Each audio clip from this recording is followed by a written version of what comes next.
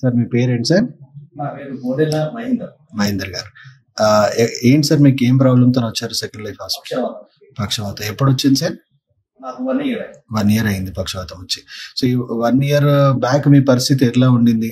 1 year back నా పరిస్థితి ఏంటంటే కంప్లీట్ నేను బెడ్ రిటర్న్. నేను నన్ను పట్టుకోవాలి లాట్రిన్ కూర్చోవాలన్నా కూడా ఒక మనిషి ఇద్దరు పట్టుకొని పోయి దాంట్లో కూర్చోటి మళ్ళీ తీసుకొని వచ్చేపడుతుంది.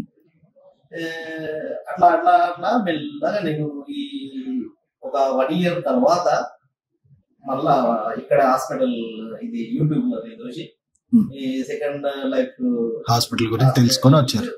నేను వచ్చిన ఇక్కడికి వచ్చిన తర్వాత వచ్చేటప్పుడు కూడా మీ పరిస్థితి ఎట్లా ఉండింది? వచ్చేటప్పటికి కూడా నేను నడవలేకపోతుంది కొద్దిగా. ఇంకా స్పీచ్ ఎట్లా ఉండింది అప్పుడు? స్పీచ్ అప్పటికి కొద్దిగా రాలే. ఇంకా ఇక్కడికి వచ్చిన తర్వాత స్పీచ్ వచ్చింది.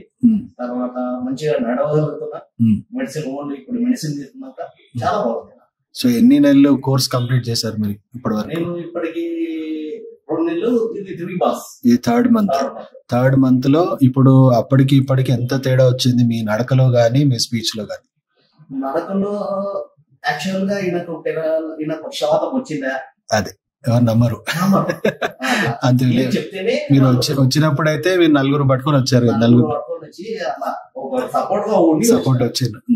ఇప్పుడు మాత్రం వాళ్ళ సపోర్ట్ అవసరం లేదు. ఇప్పుడు నేను బస్ ఎక్కి వచ్చా.